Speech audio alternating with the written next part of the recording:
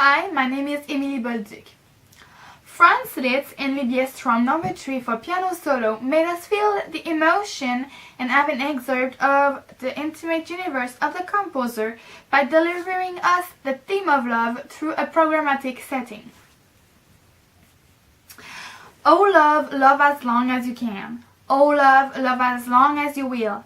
The time will come, when you will stand grieving at the grave.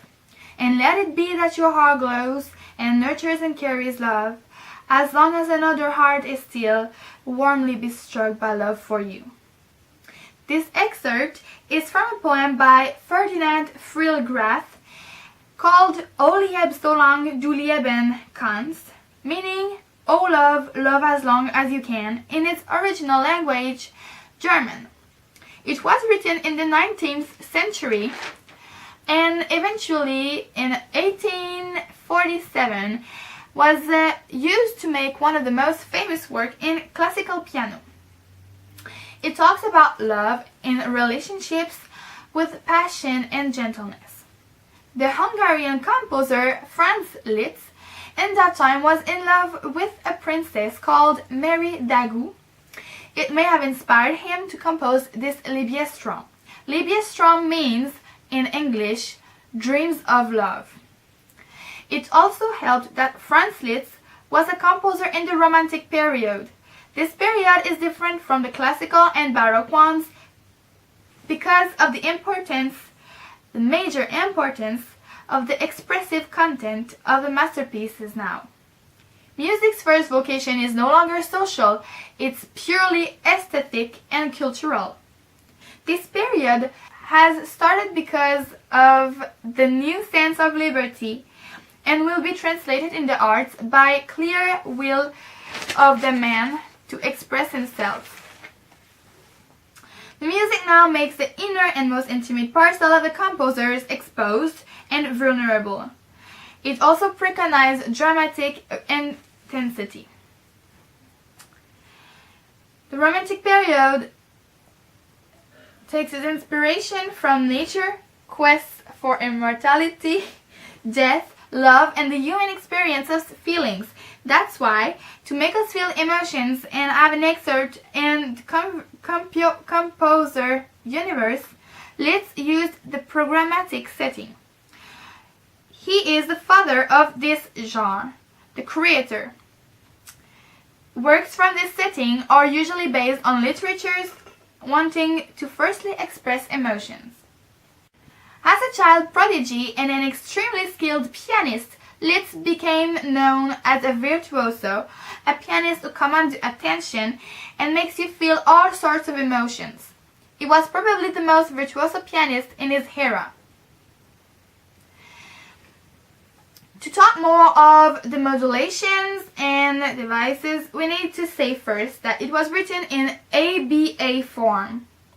The A's being much more dreamy, cute love, while the B is more passionate and overwhelming. And even if I say overwhelming, it still is about love, just a more intense one. It is very technical and extremely difficult to play, mostly the B section. It contains, in that sequence, a cadenza, which is a very fast, tense sequence when both hands play together and follow each other like they are running after the other. In this first cadenza, we go up and down, like we enter the dream and touch back earth. We return to section A, and we are back again with another cadenza, the number 2. It plays a chromatic scale, rising one and falling one again, and it plays on thirds. It becomes soft and light as a feather in the ending. It's like the dream is done and now we can breathe again. The climax is like a big turmoil. We feel overwhelmed. It modulates and changes keys from C major to AB major to E major and back to AB. We feel like this love brings him pain, it's consuming him, but there's light too, because in the end, it's a love nonetheless. Liszt wrote many nuances, some like poco allegro con affetto, which which means a little fast with affection. Also, we see animato con espressione, which means more animated with expression. And in the climax, we have sempre stringendo, which means always tighten, and it's in the cadenza. So, like, we play really, really fast and really, really tense. Near the end of the last cadenza, before we go back to sequence A, we have a ritardato, which makes us delay the sequence. So we don't just slow down, but we space it. And it gives an eerie feeling.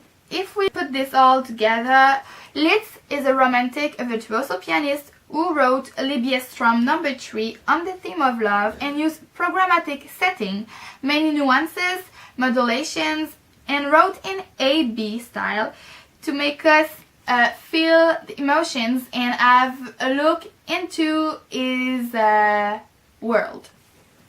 If we compare with the study Opus 25 No. 1 of Chopin, which is just as technical, we can see that Liszt is more extravagant with still an elegant style, but Chopin is more subtle with as many notes to play, but with just one that stands out, while Liszt is more with the strength.